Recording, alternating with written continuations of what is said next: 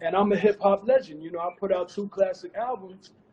I might have never even put out an album if it wasn't for those encounters where people, you know, told me about myself, and I realized at that moment in time what I wanted to be. So when the ball dropped, 1999, 1998, December 31st, that was it. I said, listen, no more Cristal, no more buying out the bar, no more none of that. Like, I was so crazy. You know, me and Puff is cool now. We've reconciled. At that time, I was so crazy. I was such a crazy Brooklyn kid. I used to try to talk to his girlfriend. You Oh, know, I might have even snuck off with one of his, you know, favorite girlfriends. Um, that's how out of it I was as a young boy. wait a minute. Wait a Yeah, minute. yeah. This is a joke remote moment. Like, will we know one of these the girlfriend? I'm not gonna say who it is. You have to ask him off the record and let him tell you the story. To Shyne, Yeah, when that happened, yeah, when that incident you allegedly did that, yeah. did you feel as if you were in fear for your life, or was you protecting your friends? I was in fear for my life, What would make and I you was think, in top of the world, you in there with yeah Puff, you because in there with because J Lo? Scar. Listen, no. Scar, who was the instigator. I know Scar from Brooklyn. Those are my guys. I didn't really have a problem with them. That wasn't my beef. That was Puff's issue. They had a problem with Puff for whatever reason. I don't know what their problem was with Puff. I'm not saying that it was a legitimate problem, but So that wasn't my what problem. I'm saying to you is, Scar, Nino, and the entire Brooklyn crowd was in Club New York. I seen them. It was all love. But when they started arguing with Puff, I know what these Brooklyn guys are capable of. I know what Scar's capable of. I knew what Nino was capable of. I know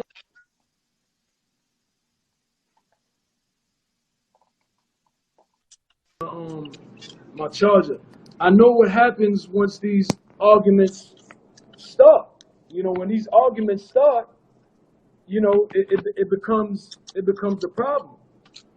I'm just trying to charge my what phone. I'm saying to It you, becomes a I'm serious saying to you, problem. So Shyne, once Scar starts saying, you know, I'm gonna kill you, you know, you DOA, you know, once he starts talking crazy, yeah, I became afraid for my life. I know what happens, you know, once he says, you know, it's about to happen, you know, it's about to happen.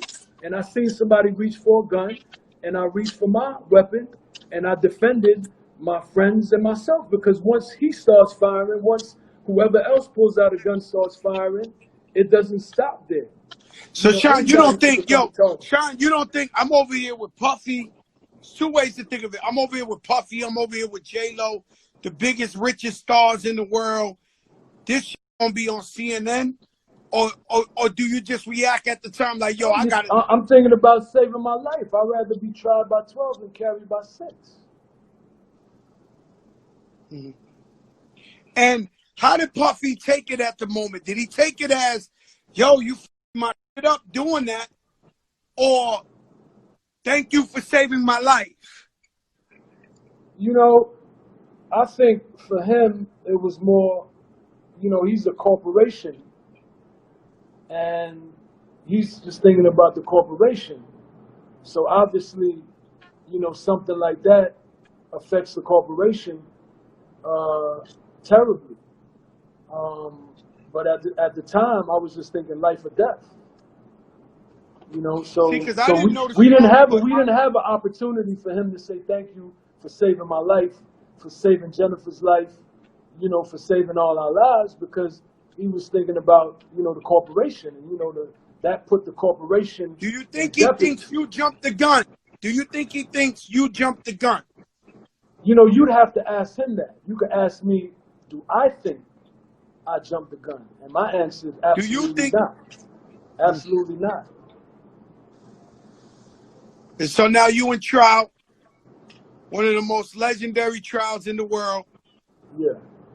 You fighting for your life, Puffy fighting, Wolf fighting. Uh, And we ain't got to go into detail, but I feel like you felt like the other lawyers was like, yo, my guy ain't do it. Maybe that guy did it. That's the word on the street. That's absolutely what it was, you know, and you know, Puff apologized. He did apologize to me for that, you know, when we met in Paris. And, you know, he did say, you know, he could have handled it better, but he was under a lot of pressure, you know, from the lawyers, you know, to throw me under the bus. And that's exactly what, you know, Benjamin Brafman and Johnny Cochran and the entire Dream Team, that was their position, you know, because again, Puff was a corporation, you know, Puff, you know, is a $500 million corporation. And so nobody is going to sacrifice the corporation, you know, for anyone else. You know, And I'm it's better to taking that sacrifice J-Lo was someone else for the terrified. corporation. I Huh? take it that J-Lo was terrified. Yeah, I mean, you know, obviously it was a terrifying moment for all of us. I was terrified because I know Scar. You know, rest his soul. You know, he's dead now, but I know Scar. I know these guys from Brooklyn. I knew what they were capable of. So that was not me trying to, you know, flex. That was not me trying to demonstrate bravado. That was not me trying to get a name. That was me really trying to, you know, see my mother the next day. And I was always taught that it's better to be tried by 12 than carried by 6. And you know what's crazy though, Shyne, is like I believe consistency is key. And I Yeah, believe you judge a person by their action. And if something happens and it's something real questionable of anybody, I go back to that same person and I say, well, how this person's been every other time. And then I got to judge them by that. So you, after 10 years in jail, after being in Belize, changing your life, you saying the same. So why yeah, wouldn't I believe you by yeah, saying you was in fear for your life? yeah, And that's why you did that. yeah, absolutely. Um, Absolutely, absolutely. you go to And jail. one of the things I want to put in perspective is, that's part of it, but the most important part of it, which I think, you know, you told me before we got on here, we were going to inspire the world. You know, I see a lot of darkness. You know, a lot of destructive forces are out there right now that have a platform that are misleading, you know, our people. And, you know, I think that I'm the embodiment of integrity, because the way I behaved after my arrest and during my trial is very important, because there's nothing more that district attorney wanted than a conviction of Sean Puffy Combs. There was nothing And more. I'm going to go on the record saying I think Puffy would have killed himself if he would have. And this is on Revolt TV.